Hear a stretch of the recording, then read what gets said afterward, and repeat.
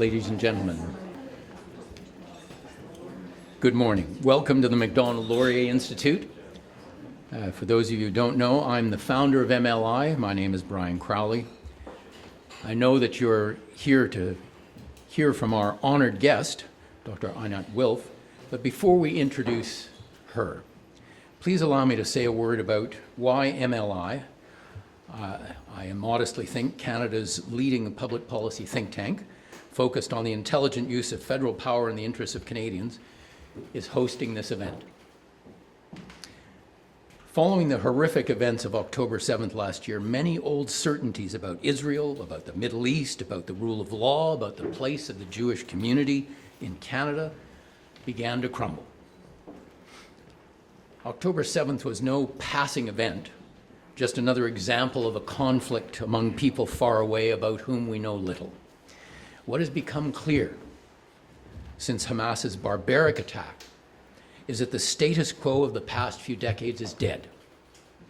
We have entered a new era in the Middle East and a new era in how conflict in that region is understood and interpreted in the West. And I was proud to see MLI issue a strong, unequivocal statement, not 10 days after the attack of last October, in support of the Jewish community in Canada and for the State of Israel, strongly condemning the actions of Hamas, Iran, and other malicious foreign actors, and urging Canadians, citizens of other liberal democracies, and our governments to take a stand against anti-Semitism and the actions of Hamas and its friends and sponsors. In North America and beyond, Jewish communities are under attack. Jewish schools have been fired upon, synagogues burned, businesses vandalized, and neighborhoods besieged. With a few honorable exceptions, our leaders have responded with equivocation and too often surrender. Until Jewish Canadians have their safety and freedom restored, the rights and freedoms of every Canadian are imperiled.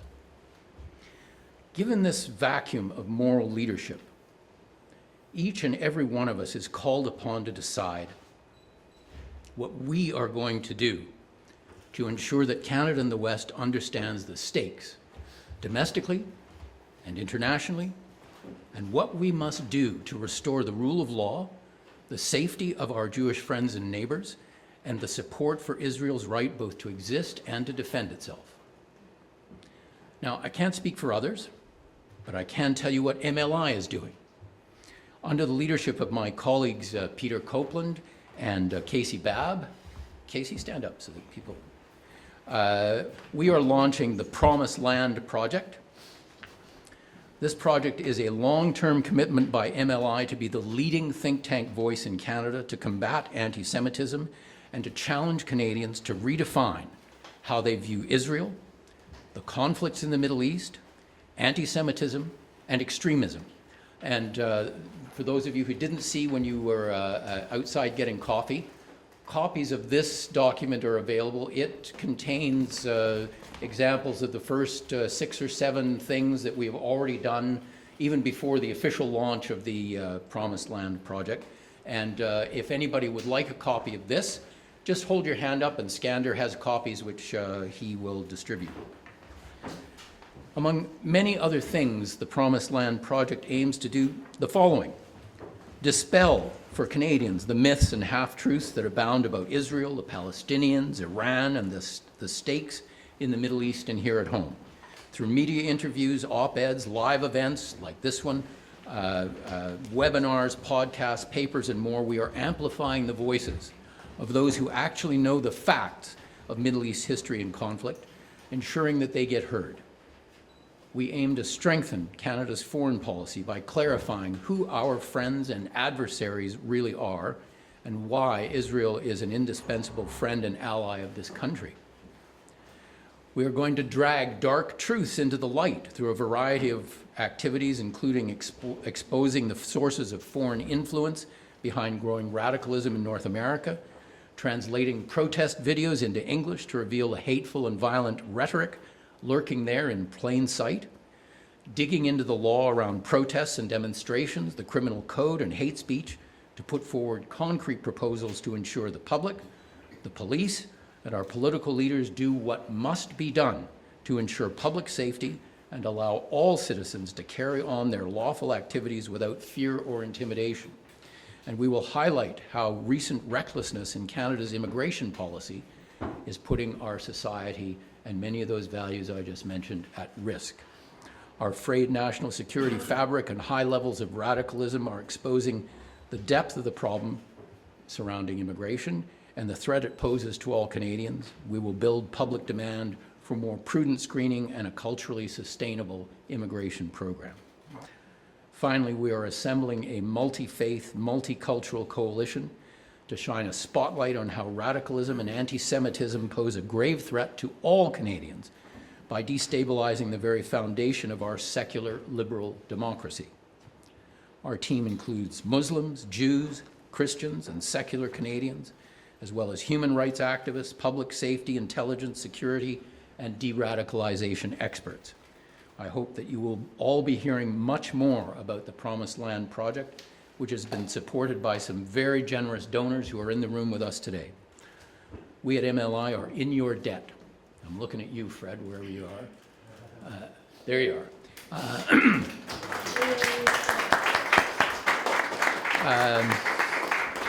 We at MLI are in your debt for helping us to find the resources to carry out this ambitious program. Now, that's enough from me. You're not here to listen to me. I know that all of you are anxious to hear from our guest of honor, Dr. Einat Wilf, whose presence here is an early part of the Promised Land project I have been describing for you today. Dr. Wilf will be in conversation today with our own senior fellow, Dr. Casey Babb, who I introduced a moment ago. Casey is a recently minted PhD from Carleton University. We're trying to fix that, but a tireless defender of Israel and the Jewish community and a fierce critic of the decline of the integrity of many of Canada's institutions as revealed by events here since October 7th.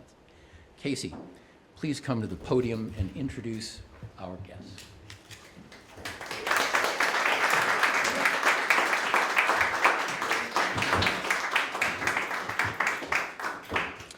Brian, thank you for those kind words, and Brian, thank you for your leadership on this file, on this program as well. We wouldn't be here today if it weren't for you. Good morning, everybody. It is great to see all of you here today. Some familiar faces, many familiar faces, some new ones as well. Thank you really so much for coming in. I'm thrilled that we were able to put this event together. And I know so many of you are happy to be here with us and to hear Einat speak today. Look, you're not here to hear me speak. You're here to hear our amazing guests speak today. So I want to dive right in and introduce Dr. Wilf. Dr. Einat Wilf is a leading thinker on Israel, Zionism, foreign policy, and education. She was a member of the Knesset from 2010 to 2013, where she served as chair of the Education Committee and member of the influential Foreign Affairs and Defense Committee. Born and raised in Israel, she served as an intelligence officer in the IDF. She was a foreign policy advisor to Vice Prime Minister Shimon Peres and a strategic consultant with McKinsey & Co. She's published numerous books. I think many of you have them here today. And she is considered, and rightfully so, one of the foremost experts in the world when it comes to what we'll be talking about today, and one of the leading thought leaders anywhere in the world. And I'm so thrilled to have her here today. Einat, will you come up?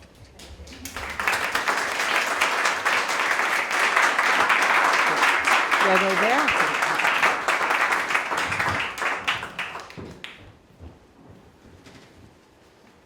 Thank you. So Casey, just to be sure, I'm speaking and then we're sitting. I'll join you up there. Okay. Thank you. Thank you so much, really. It's a true honor, and it's a real pleasure to be among people who get it.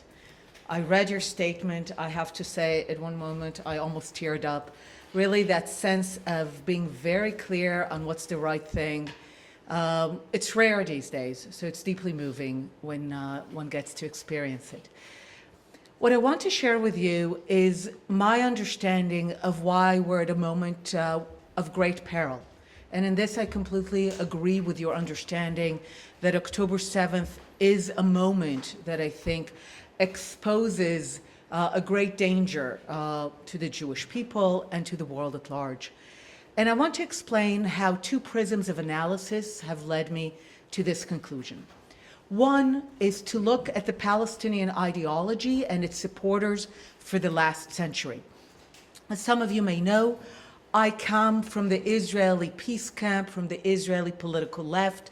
I have supported and voted for every Israeli prime minister that wanted to make an effort to make peace with Palestinians based on the very compelling idea of land for peace.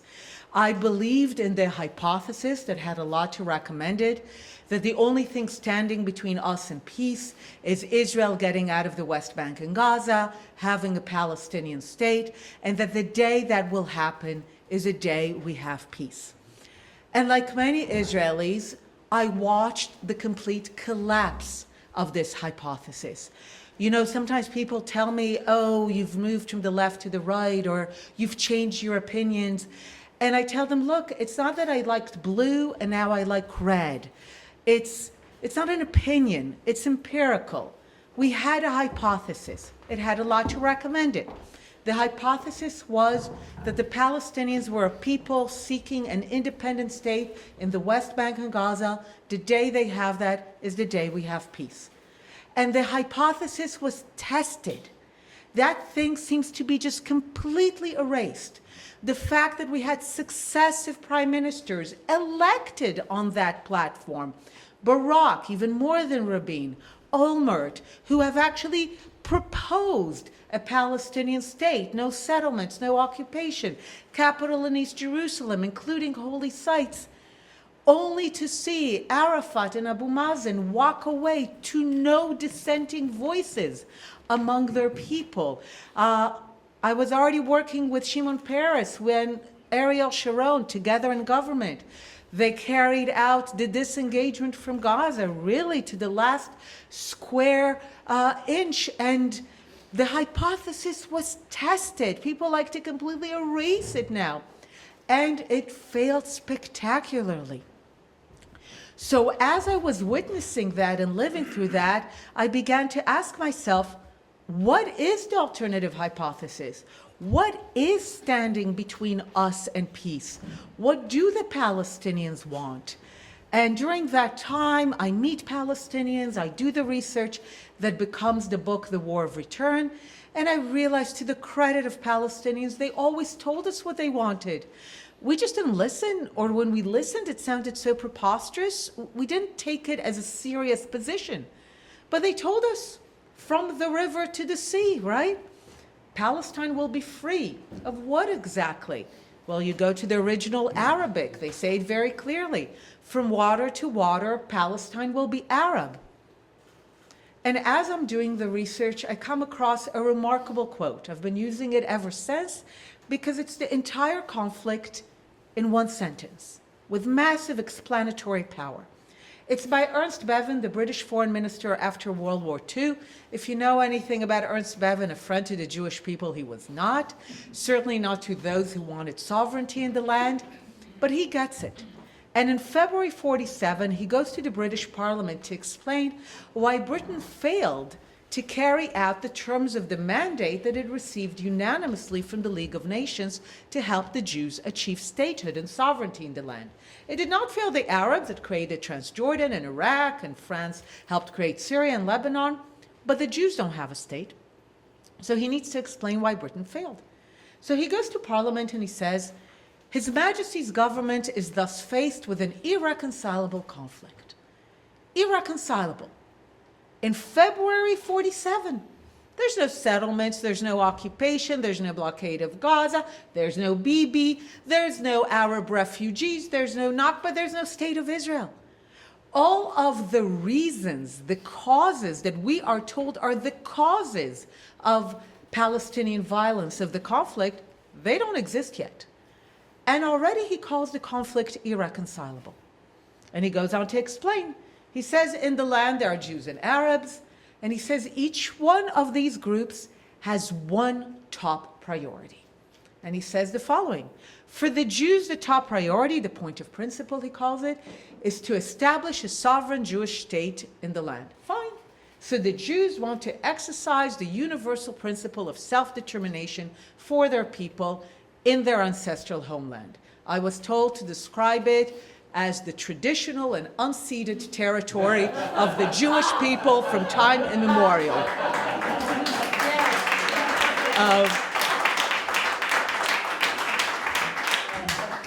See, I put it to use immediately.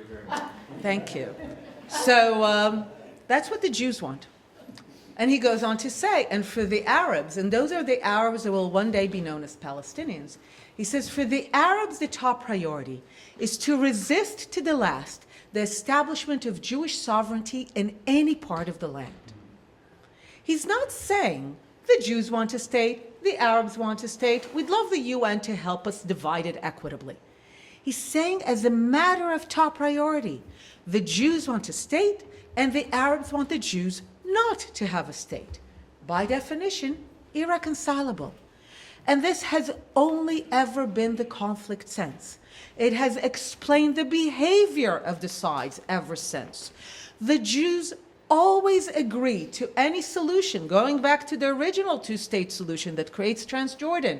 The Jews agree to any compromise, any solution, two states, as long as one of the two states is the sovereign state of the Jewish people. And the Arabs always reject every two-state solution if one of the two is a sovereign state of the Jewish people, because that's what they're opposed to. And that's the ideology that I've come to call Palestinianism, the complete and total rejection of Jewish sovereignty in any part of the land. And the reason that I think we're in a particular moment of peril is that if you look at the last century at who were the supporters of Palestinianism, you will note that they were every anti-Semitic and anti-Zionist power in history.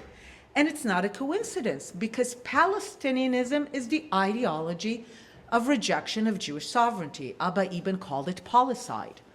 So it always had the supporters of anti-Semites and anti-Zionists, right? The Nazis in the 30s and 40s. People, it's a little inconvenient today, so people like to pretend that the Mufti and Hitler just had lunch once. But it was a full collaboration. And after the Nazis are defeated, the Pan-Arabists really turned Palestinianism and anti-Zionism into their secular ideology. And when they're defeated, the Soviet Union really takes Palestinianism global, introducing it to international bodies, the UN. And ultimately, after a brief lull of the end of history, Iran emerges as the main sponsor of Palestinianism. And the good news in all of this, as I can say with a fairly high level of confidence, is that the Ayatollah regime will find itself defeated and in the same dustbin of history as its predecessor supporters of Palestinianism, the Nazis, the Pan-Arabists, and the Soviets. And it's not a coincidence, because Palestinianism is the mask for anti-Zionism, which is the mask for anti-Semitism. So societies that are marked by an obsession with Jews are always failed societies, and it never ends well. So I'm pretty confident that the Ayatollah regime will go the same path.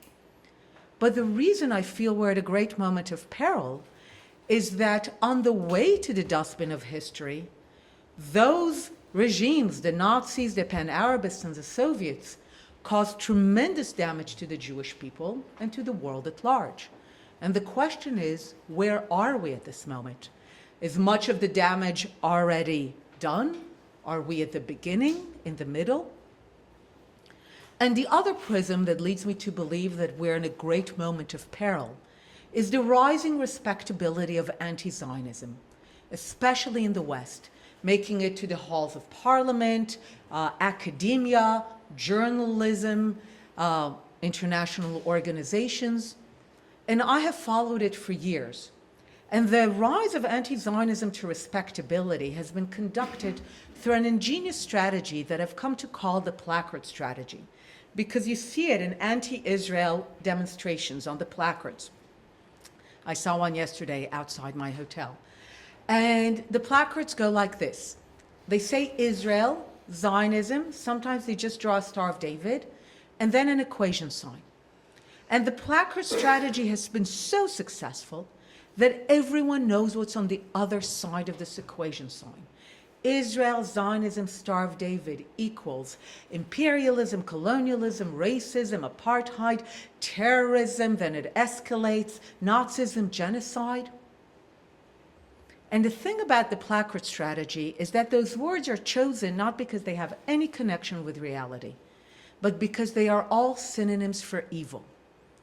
And what is implanted in people's mind with the respectability of academia and international institutions is that Israel, Zionism, Star of David equals evil. Israel, Zionism, Star of David equals evil. Well, what do you do with evil? Do you negotiate with it? Do you reach a two-state solution with it? No. Evil must be eradicated. And the reason that I feel that the placard strategy has reached a crucial point is that after October 7th, I saw a new placard. It didn't appear before because I followed the placards over the years. And this one said, "Keep the world clean." And it has a Star of David inside a trash bin. You can look it up on the internet. And I remember when I saw that, I said, bingo. This is where the placard strategy has been leading, to this idea that there is a clean world out there. It's not a coincidence that all the evil words are associated with Israel, Zionism, Star of David, and all the good words, freedom, justice, equality, rights, are associated with the negation of Zionism, Palestinianism. So what this placard posits is that there is a clean world out there, a world of utopia, of justice, equality, freedom, and rights. And the only thing that stands between us and that world of utopia is the collective Jew, which needs to be placed in the trash bin by any means necessary. I'm sure you've heard that too after October 7th. And that is the most dangerous and in many ways one of the most ancient ideas, especially when it comes to the Jews, but in general.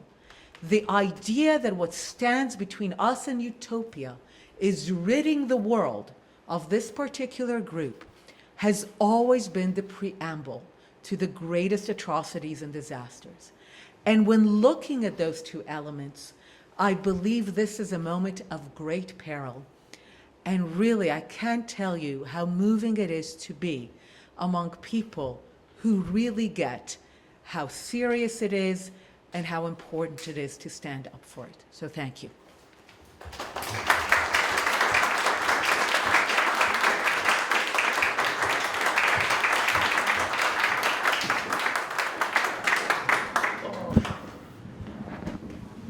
Hopefully I'm mic'd up here. I think people can probably hear me anyway. Anat, thank you so much for that and for being here today. I want to just jump right in and sort of build on much of what you've just talked about. In less than 2 weeks, as you know full well, is going to be 1 year since October 7th, which is hard to believe, really. You've talked about this sort of transformation of yours, this political awakening, however you want to sort of frame it. Realizing that this sort of land for peace formula maybe wasn't going to be as successful as people once thought. And you've talked about the Second Intifada as being, the poorly named Second Intifada as being a sort of, maybe a turning point for you in that realization. When it comes to October 7th, were there new things that you realized from this attack, or was this just another chapter of sort of what you already knew in terms of this process, this journey of yours? So obviously I was shocked, first of all, by our failure to prevent it, by the scale of it. But in terms of the fact that this is what they were doing, this is what they were planning, that I wasn't shocked, in the sense that I'm on record now, and my co-writer, Adi Schwartz of The War of Return, we're on record now with essays, with lectures for years now, going to European capitals. I was in Ottawa as well during the years, saying, look, the ideology of the people of Gaza and Palestinians in general is from the river to the sea. It's their ideology. We might like it, we might not like it. We can't pretend that it's not. As you know, in the book, I invented a word called West-plaining. It is when Western journalists and diplomats explain away what Palestinians have just inconveniently said. Because to the credit of Palestinians, as I said, on this issue, they don't lie. So I would be in all these capitals that are funding Palestinianism through UNRWA mostly, and I would tell them, look, this is their ideology. So you are guaranteed that every dollar that you give them will go to weaponizing Gaza in order to liberate, from their perspective, Palestine from the river to the sea. I told them they're not interested in turning Gaza into the Dubai of the Levant. And people often, you know, there's one post I wrote a few months ago was about this one idea that I find meets a complete block. And the post was called Palestinians Are Adults. And this is the one idea that I find like I can't get through. This notion that there's some charity basket case, always incapable, always need help. Now, I always said it's not true, but certainly after October 7th, can we agree that October 7th required years of massive investment of infrastructure, weaponizing the entire landscape of Gaza? It required strategy, economic and financial planning, a vision, a very perverse vision, but a vision. These are not some incapable people. Can we be done with the poor Palestinians, the charity basket case? They are a perfectly capable people with terrible priorities. So they have prioritized first trying to prevent and then to undo the existence of a Jewish state over doing anything that is productive. So I would say, look, every dollar that you, Canada, every European country gives, or America, to the Palestinians is guaranteed to be used to weaponize Gaza for the purpose of liberating Palestine. And so if you want to make sure that your money is well spent, first make sure that this is not their ideology, and only then give them the money. But no, there's like, no, we're just going to give the money. And the other thing also, that when the War of Return was translated into English, at first we just had a translation. But then we realized that the Hebrew book and the English book have to be different. For example, the chapter on 1948 in the Hebrew book is very laconic. We go through the stages of the war, why refugees were created in those stages, very laconic. But we realized that writing for an English-speaking audience, I don't think I'm caricaturing it too much, that by now we have a lot of people who think that the war of Israel's independence looked like this. There was the peaceful land of Palestine filled with peace-loving peasants minding their own business. Then came the evil Zionists, who are white European settler colonialists, who already in 1948 had F-15s and tanks. And they proceeded to invade and take over the peaceful land of Palestine, ethnically cleansing its minding their own business farmers. Now, I'm kind of caricaturing it, but I genuinely think this is where a lot of people are. They think that's what happened.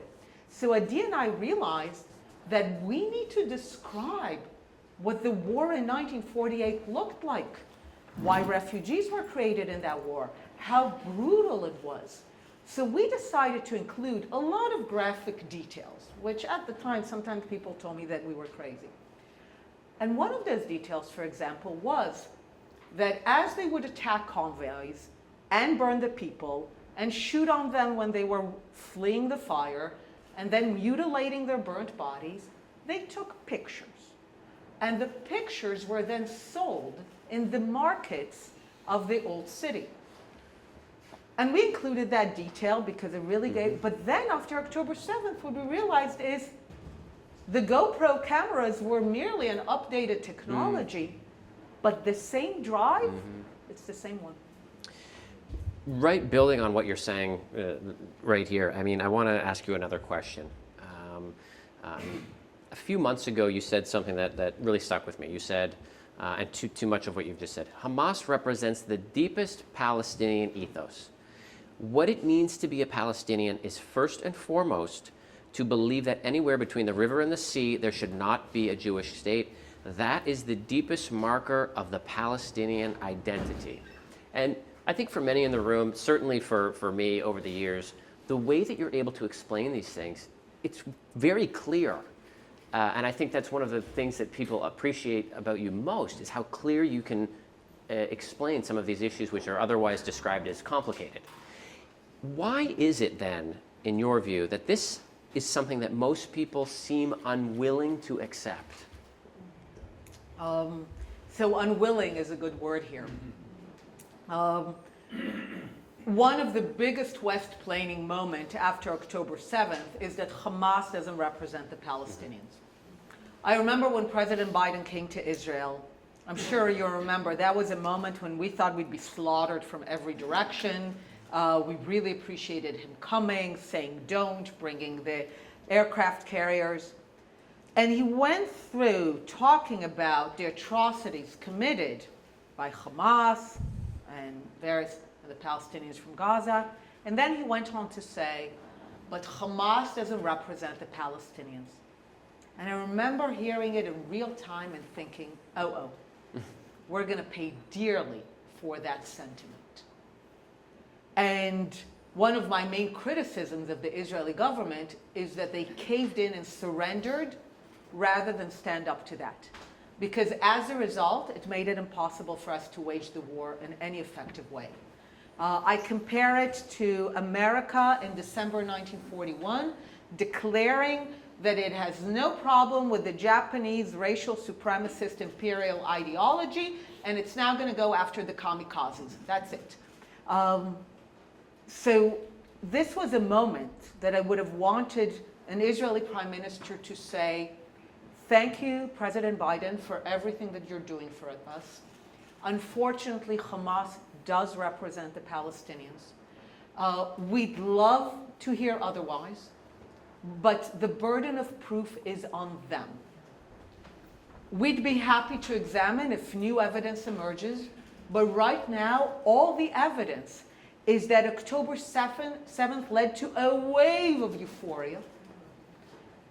And Hamas did it because they knew it would be popular. They are of their people. People want to pretend that there's some alien force that landed and took over. No, they are from their people. They represent the deepest ethos. They are the most brutal and most recent executors of that ethos, but it is the Palestinian ethos. We went back to 47, 48, the perpetrators of the massacre of the Israeli athletes in the Munich Olympics. Hamas is not some new phenomenon. And I think the message should have been, the burden of proof is on them. And until we see evidence to the contrary, we are going to wage this war with the understanding that Gaza is our enemy, that Palestinianism is an enemy ideology. And you said about people unwilling to see it, and this has been for me the greatest question, because you're right. It's actually very clear. And as I said, to the credit of Palestinians, on this issue, they never lie. They will lie on everything else, famine, Gaza open air prison, whatever, but on this, they don't lie. But, so sometimes I find myself really questioning what is going on, because it's so out there to see.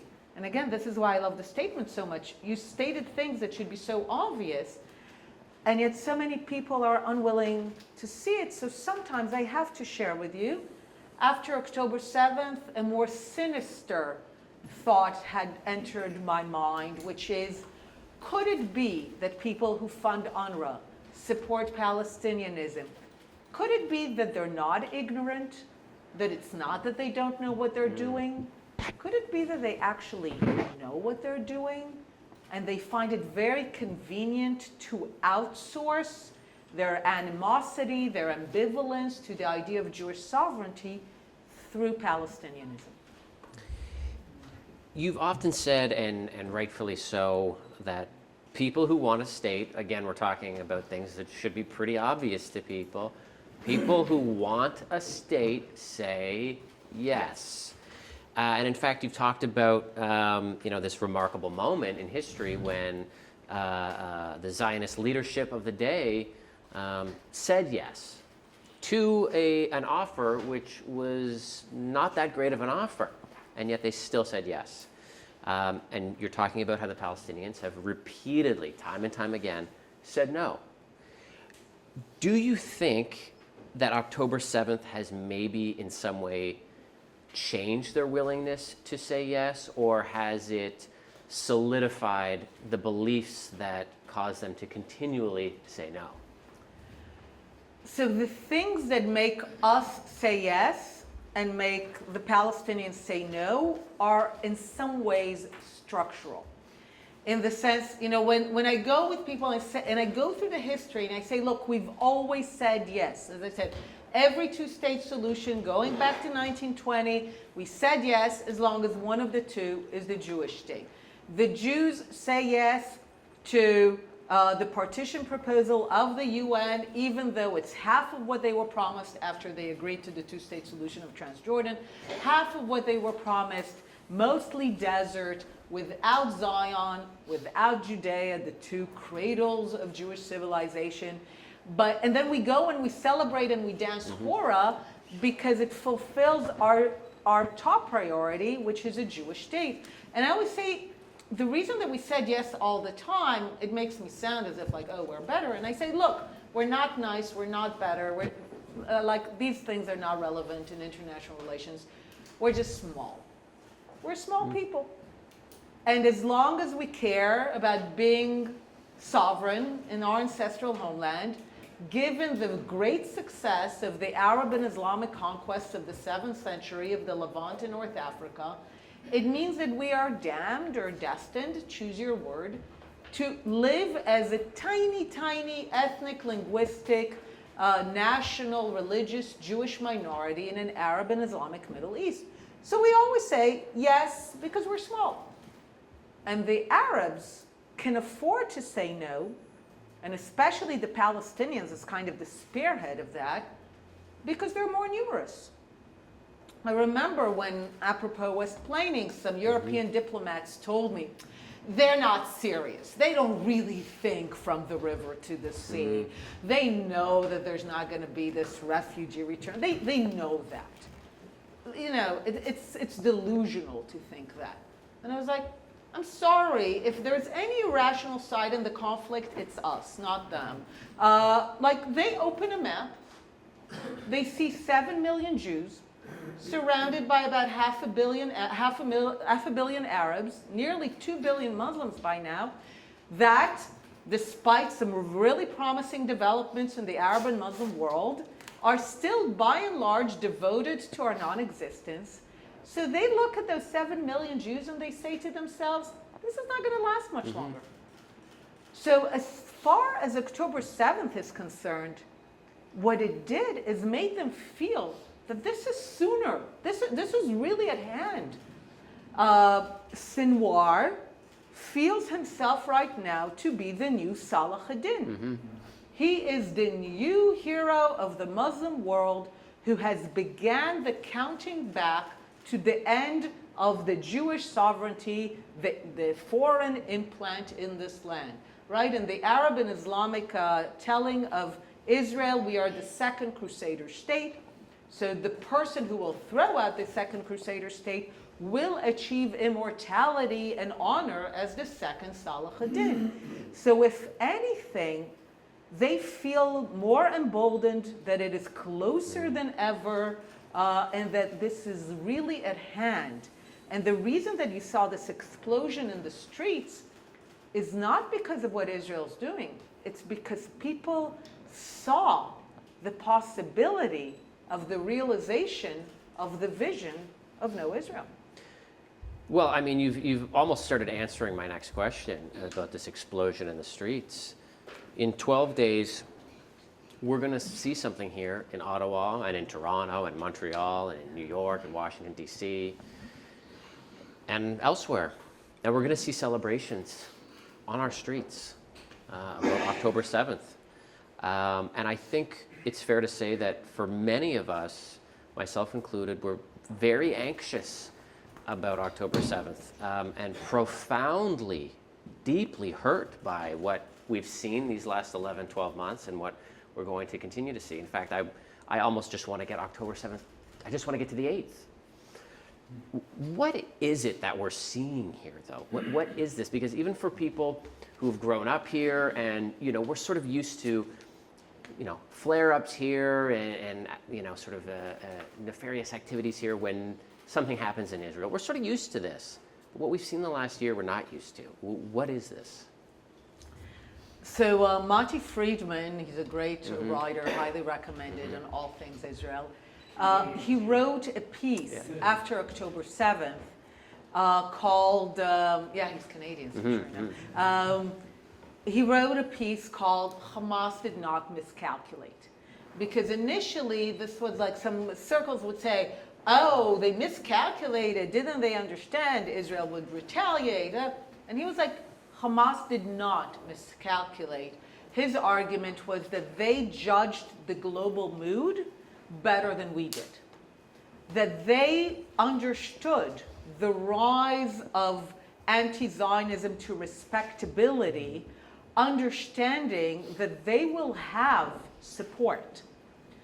So first of all, I have to share with you, as much as we talk about all these explosions on the street, yesterday was the first time that I experienced it, right, because I live in Israel. So it was, I'm staying at the Lord Elgin, and it passed in front of the hotel, and I was just there, so I came out to see it. And even though it's officially a peaceful demonstration, I can tell you it was scary, it felt intimidating, and it had really bad vibes. Like there was this pregnant sense of violence. And where it comes from is really not a concern for something that's happening. This is why you see it shifting. Now Israel is operating in Lebanon, and suddenly now that's the issue. But the issue is really to try to close in on Israel, prevent it from defending itself, prevent it from taking effective action, because they are, as Mati wrote about Hamas, the global mood has reached this full bloom of keep the world clean. And people feel that they can reach their objective now. And the growing respectability of anti-Zionism allows people to feel good about themselves as they're engaging in those activities. When everything started on campuses and people said, those are like young people, they don't know what they're talking about, they're ignorant and all that. And I remember saying some of them were Jewish, and I remember thinking, you know what, I actually don't care. I don't care what they think they know. I don't care what they believe. I don't care that they believe that they're doing good. Of course, that's what they believe. That's what everyone believes. They're participating in something that is more dangerous, more sinister than they know. For many years before October 7th, I participated in these high-profile debates as to whether anti-Zionism is anti-Semitism. And I lost them all. Because they would always parade out, the token Jew, who's like, there would be the Satmar Jew, the JVP Jew, and they'd be like, no, it has nothing to do with Jews, just against Zionism.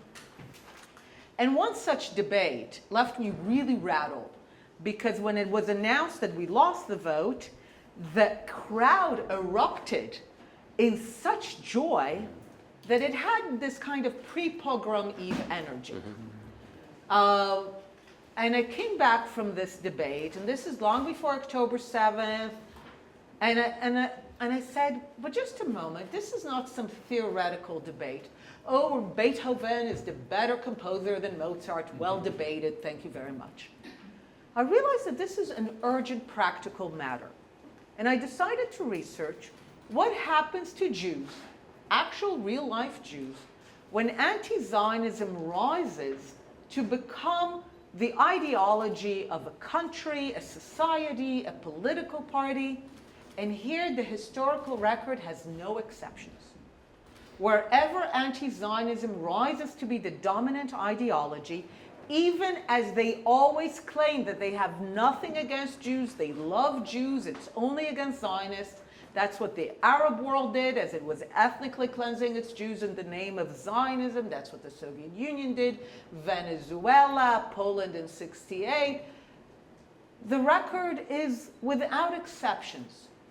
Societies that turn anti-Zionist always turn hostile to Jewish life, and if this is not fought and stood against, ultimately no Jews are left.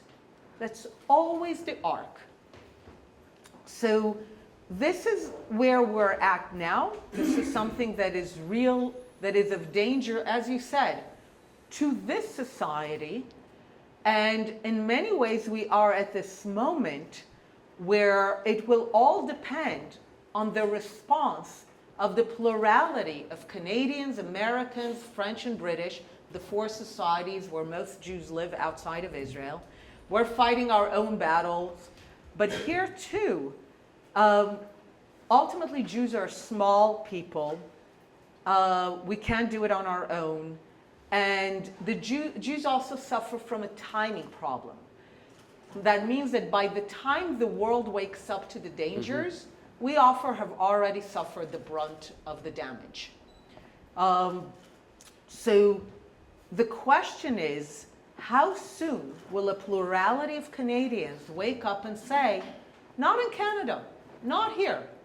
We're not going to allow this to be here, because every society that allowed anti-Zionism to dominate the ideology ultimately had no Jews left. And that's not the kind of Canada that we want to be. Hear, hear.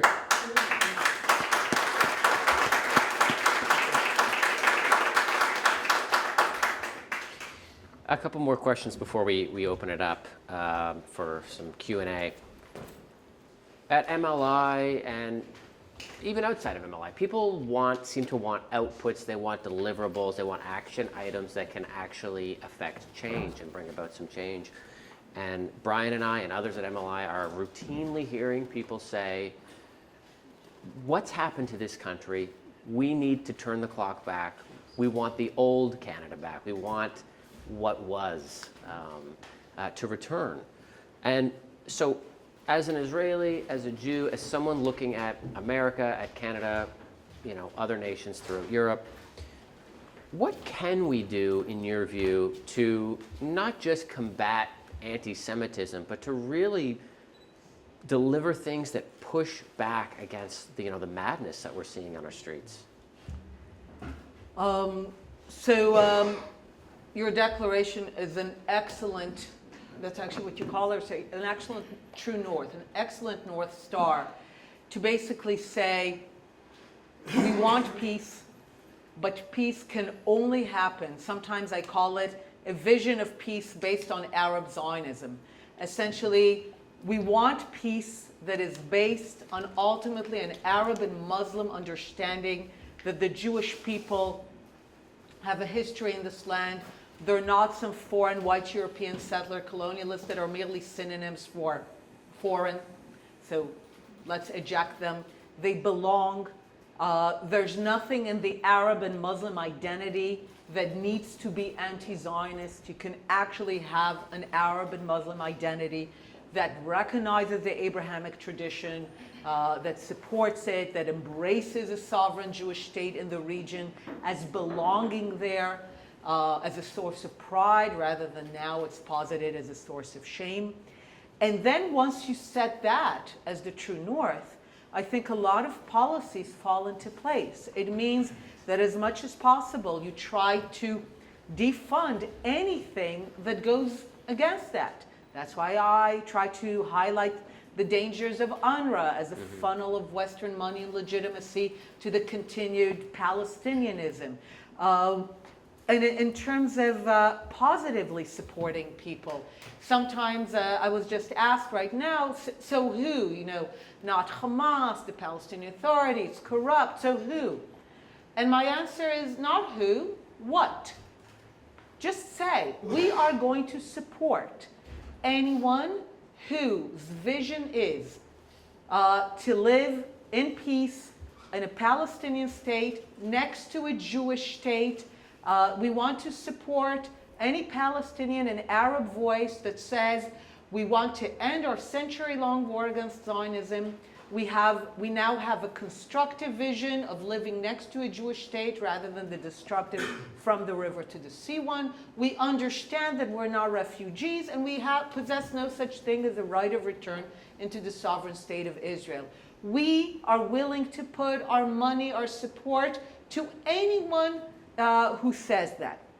Now, I've been doing this for 20 years, and I've been searching for Palestinians who will say that clearly and openly. And because of West-plaining, I don't accept any Westerner who says, I know them. I'm like, no. They need to say that clearly, openly, in their own voice. Over 20 years, I've met 3 such Palestinians. So recently, when I said, look, we need to reverse the equation.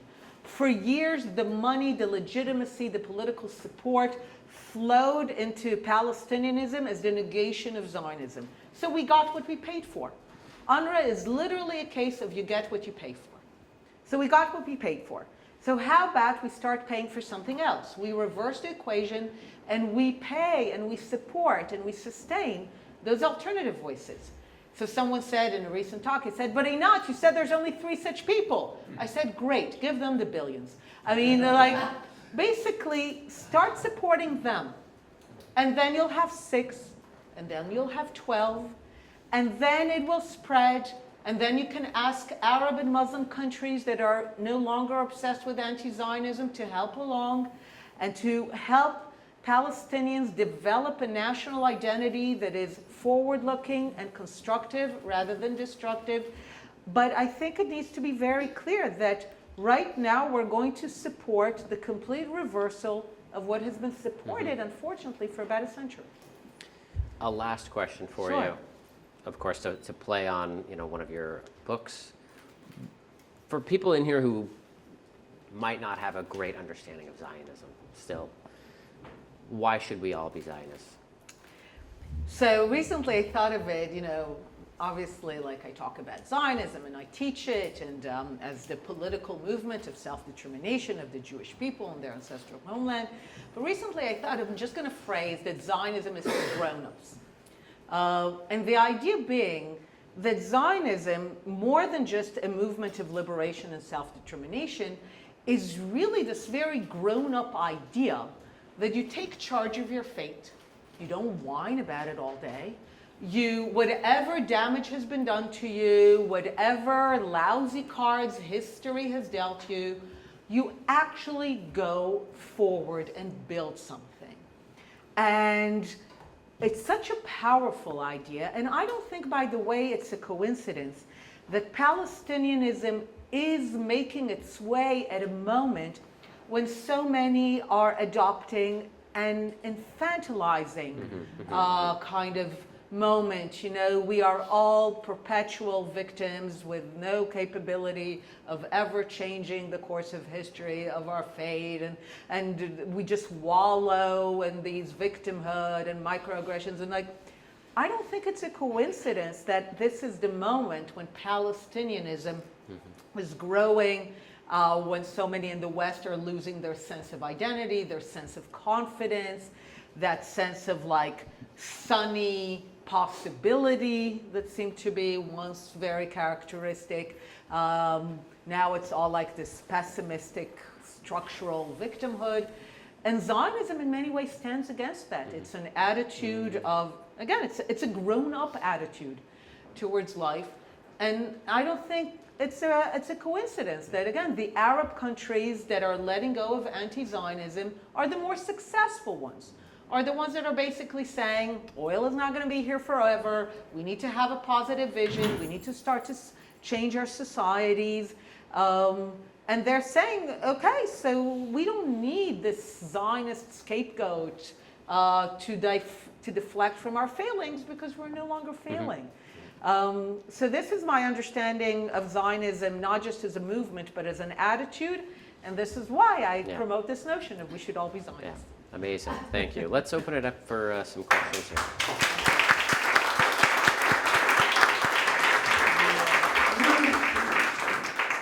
Barbara? I think we have a mic here if you'd like it, Barbara. Thank you. I have a question, and I think it's a little. Can you hear me? Is a little complex, and I'm trying very hard to simplify it because I don't want to take up a lot of time with it.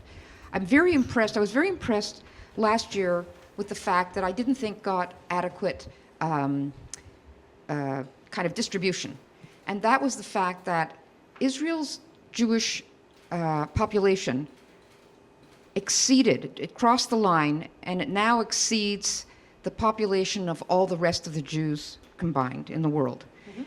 And that's the first time that has happened since 586 BC. I think that's something to celebrate. But I also feel that it feels to me like the center of Judaism has so shifted. I mean, Jewish destiny has so shifted to Israel now. And what we're seeing in the West, to me, is so frightening that the indoctrination level of young Jews through social media and what they're studying, we now have half the young Jews in the world, Gen Z, who identify with the Palestinians. Half. That's an unbelievable thing to me. And we have a movement called diasporism that is growing, and that where its ethos is, it is wrong for Jews to have power. Jews were never meant to have power, and it is our destiny to live in exile. I find that, in its own way, as frightening as the mobs outside yelling, at least they're the enemy. What do you say about that, and how can we deal? To me, it's as great a problem for Jews in the West, and is our future going to be with Jews and with Arabs in the Middle East more than it's going to be with that it goes on to get more complex. I'll leave it at that. So. Okay. So some of the phenomena you described are deep-seated in the Jewish condition, in the sense that precisely because Zionism is about a grown-up attitude, already some of the early debates on Zionism in the 19th century were like, this is not going to happen. The Jews will not be able to go through such a major transformation to becoming a sovereign people, assuming responsibility with everything that comes to that. And there is a real pull, going back to the people in the desert that wanted to go back to Pharaoh, right? So we have a long history of that. It's not new. There is a pull of powerlessness. There's something deeply seductive about powerlessness. Power is exhausting. It's messy. It's morally messy. When you are powerless, you can imagine yourself to be moral. You're not, because you're not facing any moral decisions, but you can imagine that you are enjoying some moral, pristine existence. There is real seduction in that. And I understand the pull of that. And I understand it especially against the background of being constantly hammered with Zionism is evil, evil, evil. I can understand a young person just wanting to run away from that. Leave me alone. I have nothing to do with that. And it operates in a way that is really very powerful and relentless and insidious. 3 years ago, I taught a course on Zionism and anti-Zionism, which is, by the way, available online if you want. I taught it at Georgetown University. At the end of the course, one of my students went up to me and she said, "This course was more valuable to me than dozens of hours of therapy." And I remember beginning to engage in conversations with her to understand, first of all, why did she feel the need for therapy and why did the course provide it? And it became clear in the discussions with her that anti-Zionism operates as a kind of bullying dynamic. I described it, as you know, as the pound of flesh, where contrary to Shakespeare, it is not the Jews who demand a pound of flesh, but are often demanded to give it. Sometimes physically, but mostly metaphorically, as a form of mutilating their Jewish identity, denying a connection to the land of Israel and all that.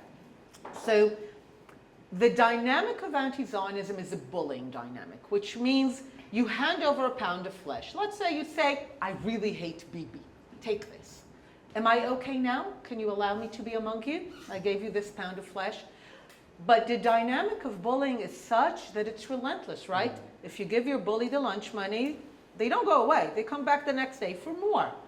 So anti-Zionism demands more and more. So when you say, I hate Bibi, and you're thinking that will send the bullies away, no, they come back the next day. And ultimately, you need to participate in exorcism ceremonies that show that you have nothing to do with Zionism and Israel and its evil. And the thing is that it never stops. And because Jews are a minority, a lot of people buckle under the pressure. And there's a lot of rewards. You will be platformed, you'll get a PhD, we'll interview you. The more that you're willing to serve cover to anti-Zionism has nothing against Jews. This is why these Jews are so valuable, especially if they're young. They are the cover. So it's very tempting, even without what I described, the pull of powerlessness as this pristine moral position.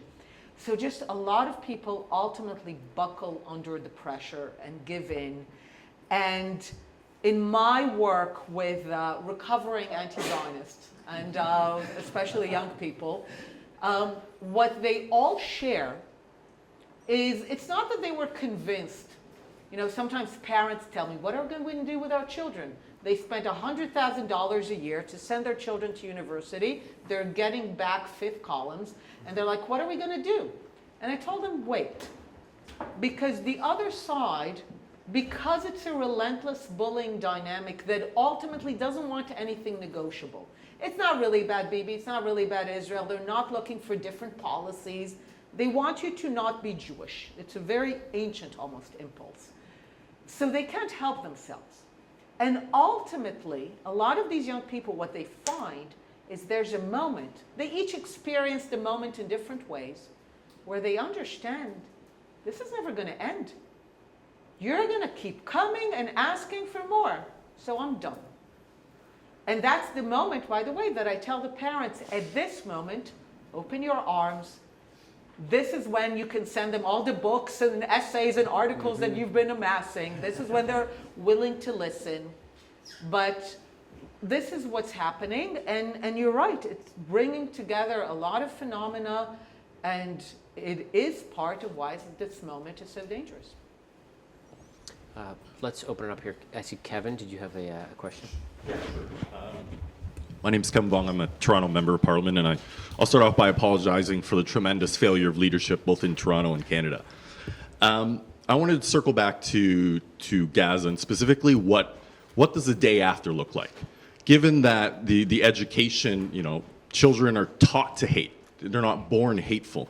And even if they were to adopt whether it's the reformed education curriculum in Jerusalem or any of the signatories of the Abraham Accords, that's going to take time. So what does the intermittent period look like, and what can countries like Canada and others help to advance that cause?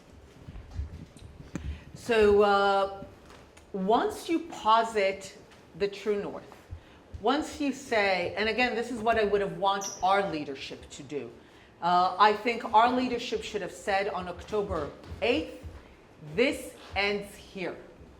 This war ends when Palestinianism as an ideology is gone. It's not about, degrading Hamas. So I think that's a failure on our behalf to be very clear that the goals cannot be just degrading Hamas. The ideology has to go. So I think the key path to doing it, you can even do it physically, is almost divide Gaza into two regions. I call one the region of war chaos and one the region of peace and reconstruction. And basically make it clear, we in this region, define an area of Gaza and say, anyone who wants to forgo the destructive ideology that has brought you this chaos and war is welcome to come here. The money will only flow to this place. This is where we will put our money, our support to people who are, even I kind of as a way of saying, they are taken off the registers of honor as refugees. They make it clear that they want to build a future in Gaza rather than from the river to the sea. They're letting go of that ideology and they want to build a new future. Then in that, the support flows only to that region, only to those people. I think it's even important to really physically make it clear. We're no longer supporting this, but we are supporting a different path. We are supporting a different future. You can think of other ways to do it, but for me, anything that makes it clear that this ideology is gone and we're done supporting it, but we are actually we're not neglecting you, we're not throwing you, we want to help you, but this is what it looks like. And if you can go through this transformation, and someone, a psychologist, told me that it's actually very important to give people a choice. It's important, even under dire conditions, it's important to tell people, you want to keep fighting, you think one day the Second Crusader state is going to go away, you want to devote your life to it, by all means, we're just not funding that. And give them a choice. There is an alternative future for you. That's what it looks like. We're going to support it. If you want, then come here. So I think any way that you can think that creates those options, I think is the way that you can start building a new future. Brian, do we have a question down front? Yeah. Thanks so much for your talk and your presence here today. As people who work with me at the Institute are tired of hearing me say, if you're in the think tank business, you're in the ideas business, because you think ideas are the most powerful force in the world. And I think everything that you've been talking about is a victory of a set of ideas that result in the actions because that's why ideas are so powerful. If you put them in people's heads, you change the way they act, right? So the challenge before us is how do we put a different set of ideas in people's heads? Mm-hmm. And so, you're not Canadian, but we're here in Canada. I run a Canadian think tank. I want to change the ideas in people's heads about this conflict, about Zionism, about the place of Jews in Canadian society, and all the other things that we've talked about. What is your advice? So, I could gloss that, but really that's the question. Yeah, no. If I can carry out this battle of ideas here, now, what do I do? So first of all, I agree with you completely that it is a battle of ideas. It is all waged at that level, and once you create certain ideas, people act in a certain way. The ideas are the ones that I said. There's no history of a country that made anti-Zionism a dominant ideology and where Jews prospered and when the country came out better on the other side of it. There's just no such case. So is this the path that Canada wants to follow? And for me, that's just the simplest idea. You can then break it into this is what the conflict is about. Jews want a state, Arabs don't want a state. We want to support Arabs who understand that the Jews have a history in the region. But I think from the Canadian perspective, for me, it's just to emphasize that if this is allowed to continue unabated, unrestrained, unfought against, it doesn't end well. I'm concerned immediately with the fate of the Jews. It doesn't end well for the Jews, and it doesn't end well for the society engaging in that ideology. You can like it, you cannot like it, but that's how it ends. There's no exceptions, and it's actually not about Israel. I recently spoke to a delegation of members of Congress who came to Israel, and I told them, you think you defeated the Soviet Union, but it just might defeat you. Because, I always joke that Tsarist Russia and the Soviet Union don't get enough credit for their contribution to taking Jew hate global. They literally wrote the book, right, the Protocols of the Elders of Zion, then they replaced it with anti-Zionism as a respected academic discipline. They inserted it into international bodies, and I think this is where it touches on your work here. Ultimately, this is the lasting legacy that wants to bring down what we call the post-war international liberal order. This is why it gets insinuated into the academia. This is why it goes into the international bodies. You corrupt the UN. You corrupt the ICJ. You corrupt the ICC. You essentially corrupt the idea of international law, right? We're now fighting a war where Israel abides, and it does, by all the laws, facing enemies that are subject to no laws. Because they're a non-state actor, they get to basically avoid any culpability, any responsibility. This is all about taking down this order. And and this is where it's heading. And there is no country, no society that ever emerged well from this ideology taking it over.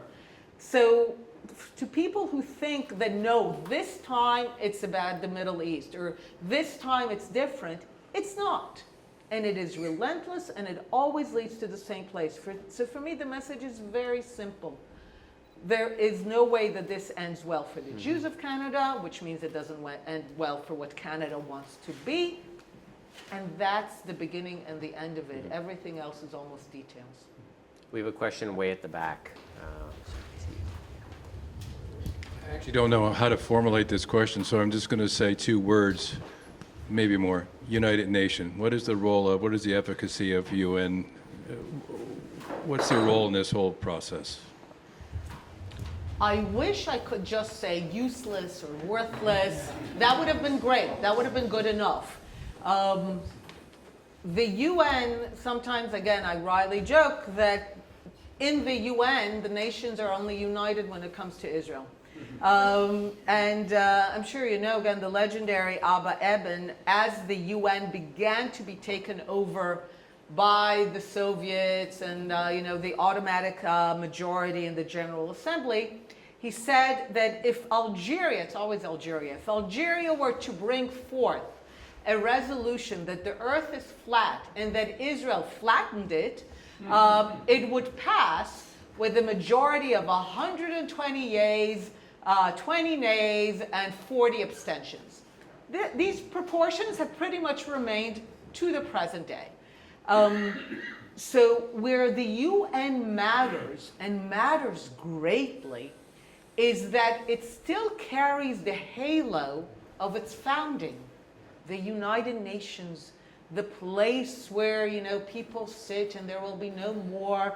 We will resolve conflicts through discourse. When people hear of the even more corrupted body, the UN Human Rights Council, they imagine old men with long beards who are sitting there and promoting, the best of humanity. They don't understand that it is Iran and Libya sitting at the chair of the women's rights organ.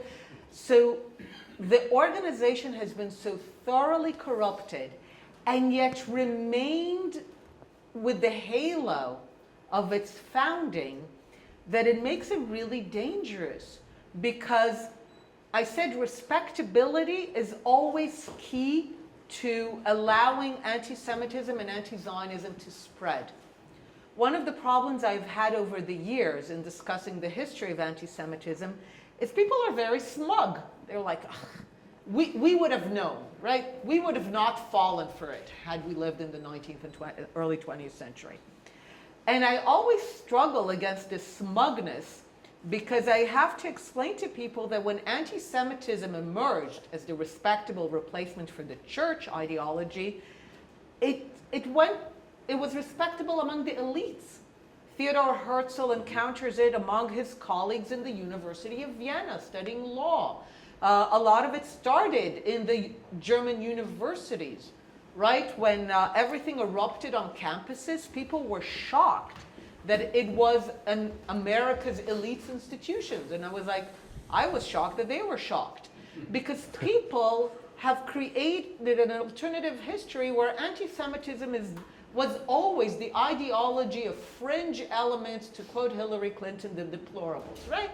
So educated people are very smug that they're immune to that. But they are only retroactively immune to the old kind of anti-Semitism. And they really don't recognize that they have fallen for its respectable replacement. And one of the reasons that they've fallen for it is precisely the strategy of respectability. You launder the worst ideas through the UN, right? Already in 75, Zionism is racism. Now take the case of the genocide to the ICJ. No one cares what the International Court of Justice rules, as long as you can say, International Court of Justice, Israel genocide. And then people can feel that they're on the right side of history. They're serious. Academic respectability. There are courses on Zionism is colonialism. You can get a PhD in Zionism is racism. So this respectability allows it to spread.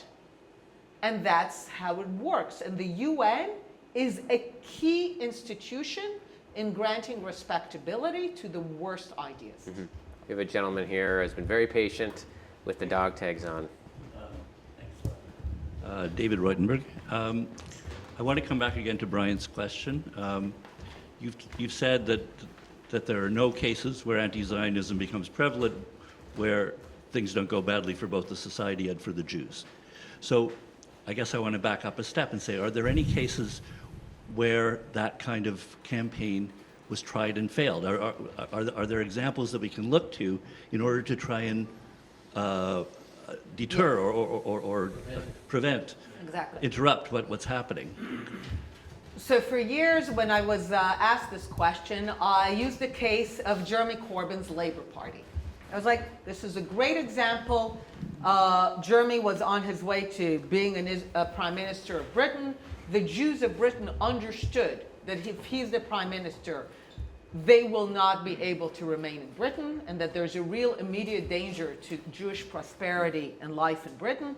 And they did something which felt very not British to them.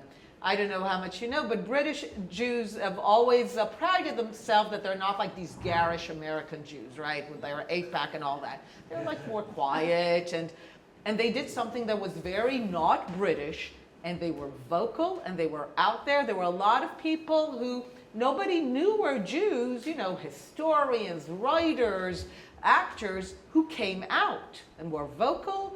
And Jeremy Corbyn's Labour Party had the most resounding defeat, I think, of Labour in like 90 years. So I used this example for a while.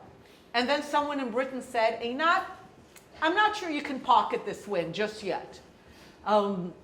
So at this point, what I have is a kind of open-ended situation. Britain is part of it. The 4 arenas, other than, of course, Israel and the Middle East, which is of its own type, but the 4 arenas are France, Britain, Canada, and the US. That's where most Jews live, of course.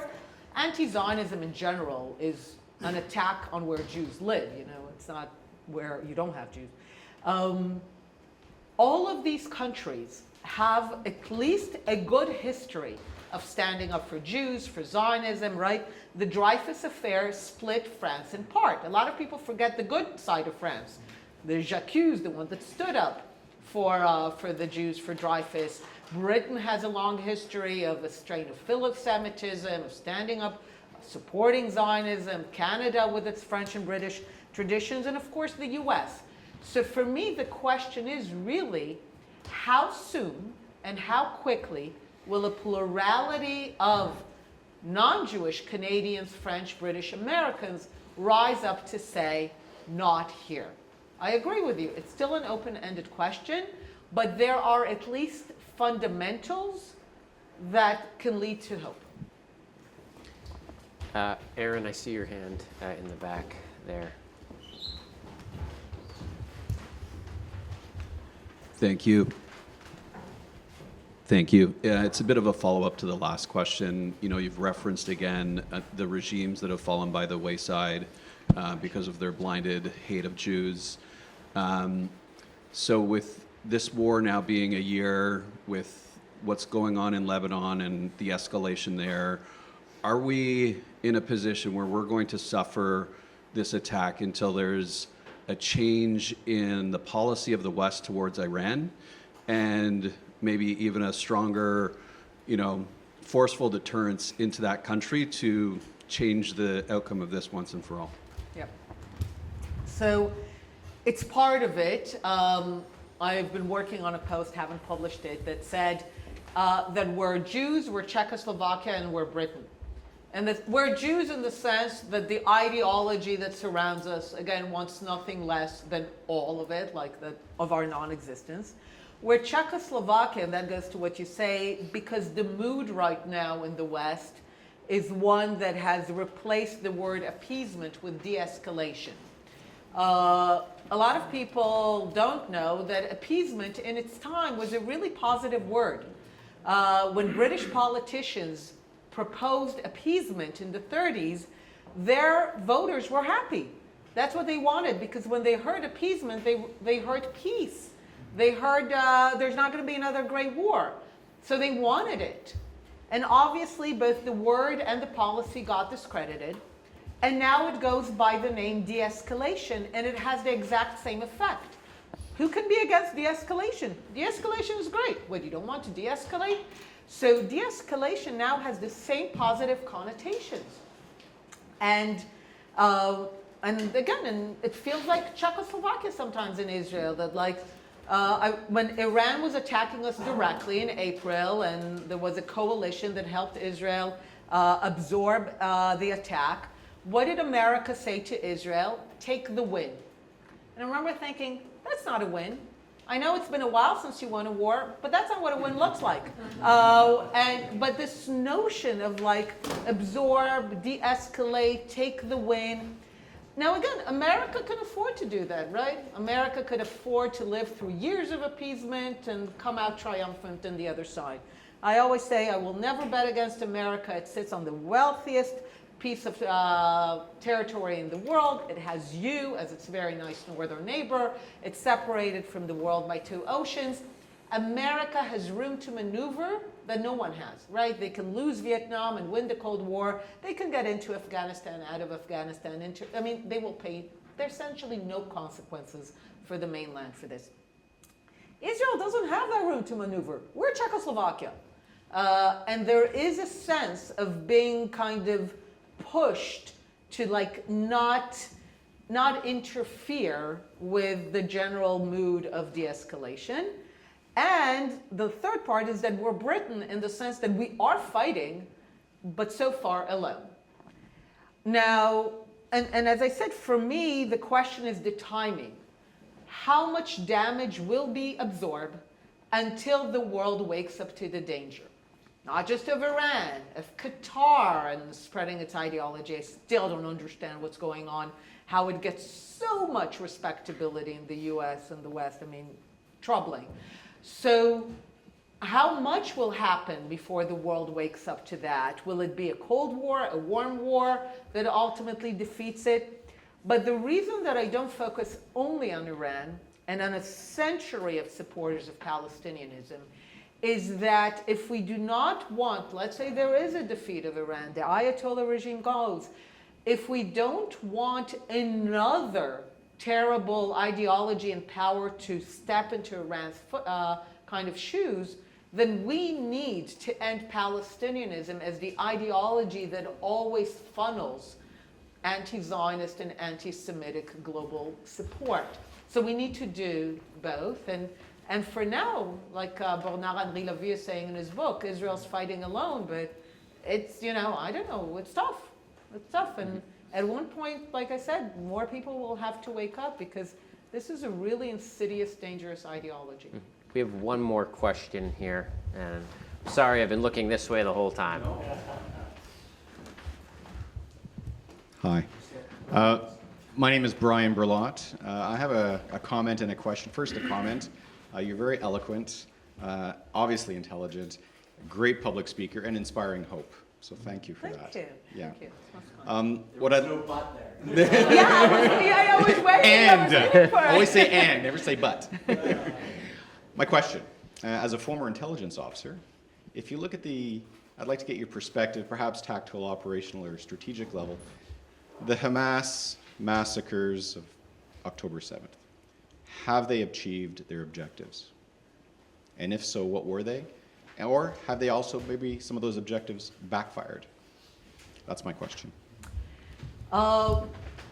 They have not, unfortunately, backfired yet.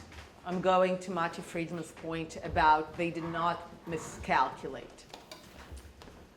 Hamas objectives on October 7th was to begin to run the clock to the end of a sovereign Jewish state.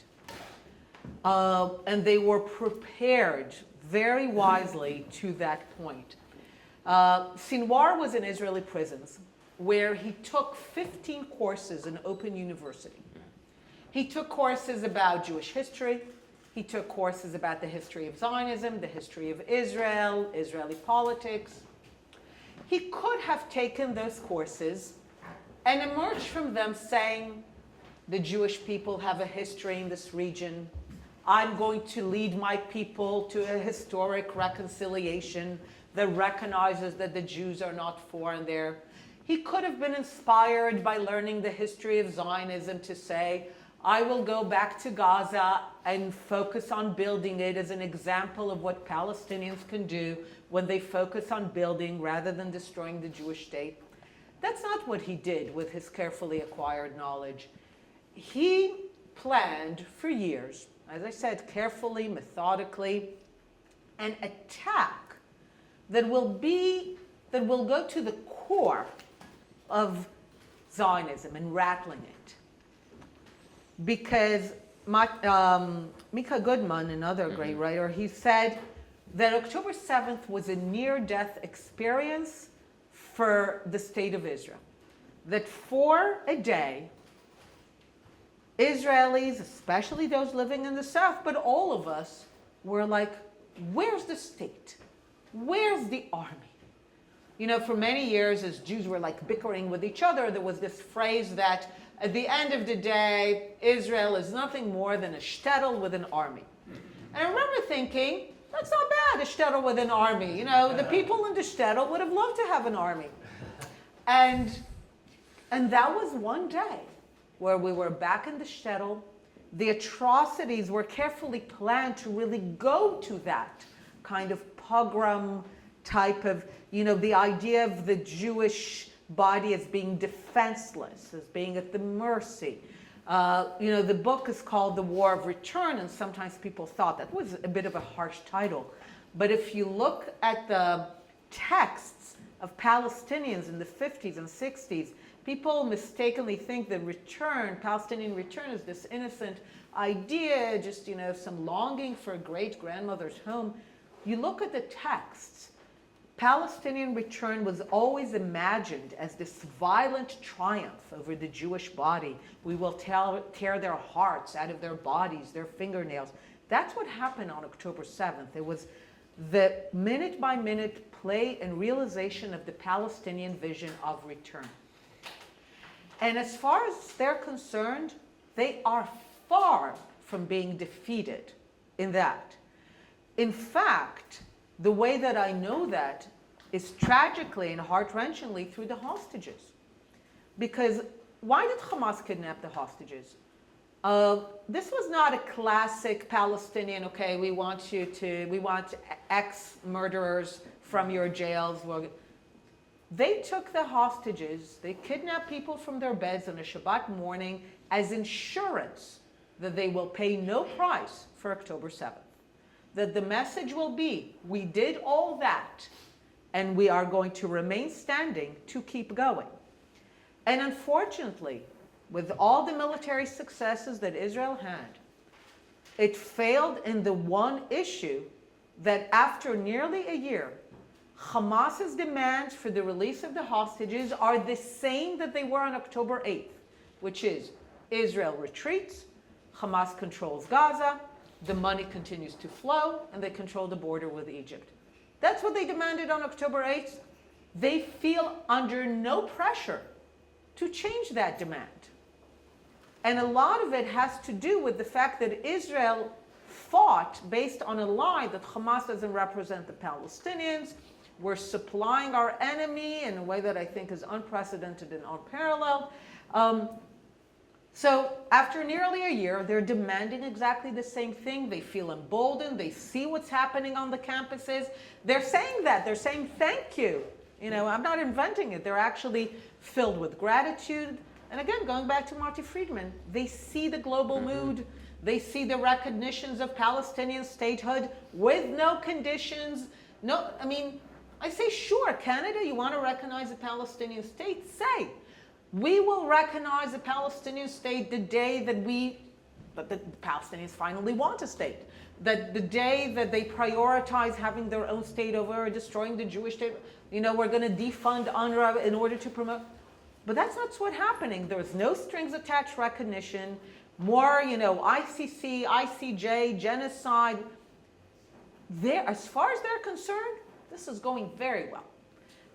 They are yet to really think that the tide has turned. I very sincerely hope it will, but they are not yet at the point where they believe that they've miscalculated. Einat, thank you for coming in. Thank you. Thank you so much.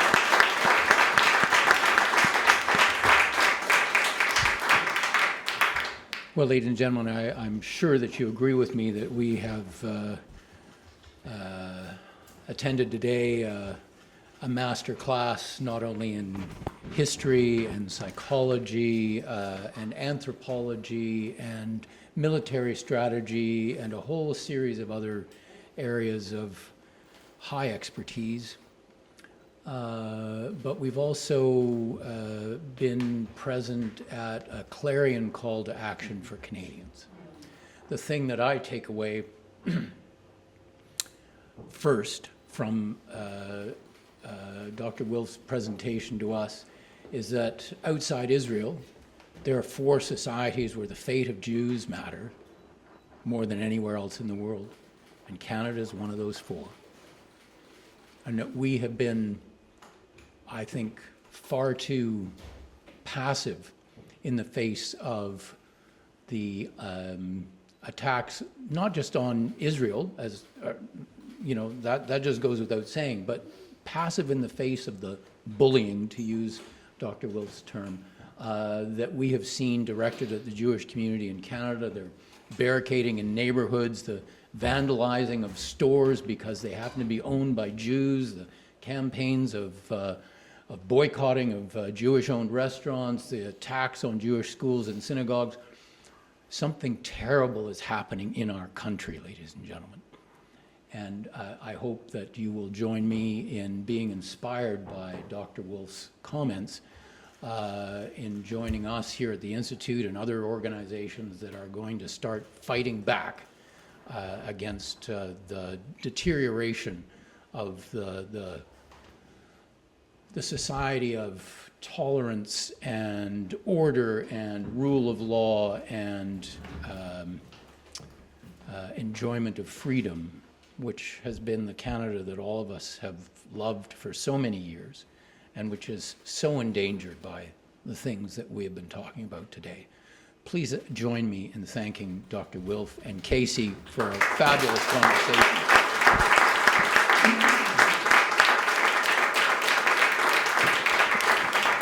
Thank you so much.